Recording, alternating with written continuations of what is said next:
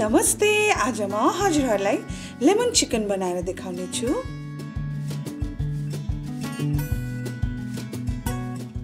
यसको लागि मैले 2टा लेमनको जुस लिएकी छु। 200 ग्राम जति चिकन। यो चाहिँ बोनलेस चिकन हो र चिकन स्टक। यो चाहिँ चिकनलाई उसिनेर निकालेको सुप हो।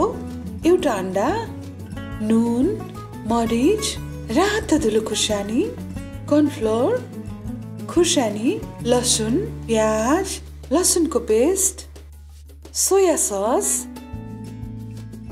अब यो चिकनमा थोरै मरिच राखौं, थोरै सोया सस, सानो चम्चाको 3 चम्चा जति कर्नफ्लोर, थोरै नुन,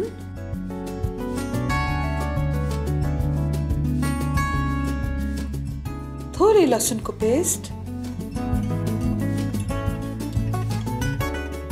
अंडा। अब यसलाई मिक्स गरौं। मिक्स गरेर 10-15 मिनेट त्यतिकै राख्दिनु होला। अब यसलाई फ्राई गरौं। मैले सूर्यमुखी तेल राखे। तेल तातेपछि अब मासु राखौं।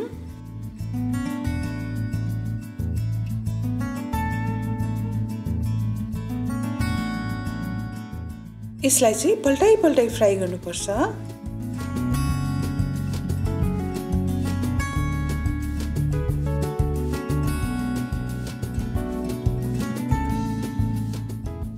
देखि 4 मिनेट जति पकाएपछि यो रातो भएर आउँछ।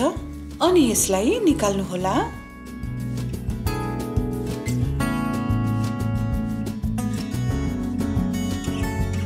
अब फेरि अर्को भाँडामा थोरै तेल राखे।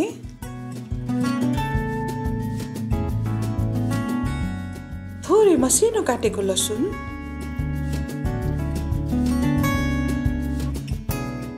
एउटा प्याज, प्याज हल्का रातो भएपछि खुर्सानी राखौं।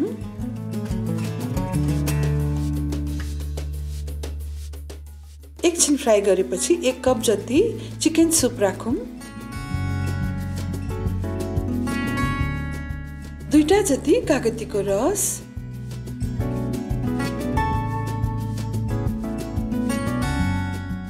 अब सानो चम्चाको 2 चम्चा जति कर्नफ्लोरमा पानी राखेर मिक्स गरौं।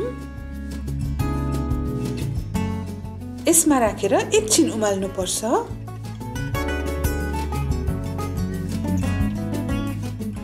थोरै नुन, सानो चम्चाको 1 चम्चा रातो धुलो खुर्सानी पनि राखौं। कर्नफ्लोर राखेपछि यो हल्का बाक्लो भएर आउँछ। अब मासु राखौं। यसलाई 2 मिनेट जति पकाएपछि यो तयार हुन्छ। अब हाम्रो लेमन चिकन तयार भयो। हजुरहरुले पनि बनाएर खानु होला।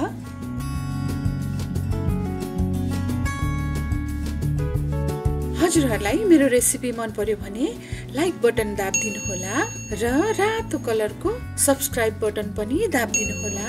Bye bye, have a nice time.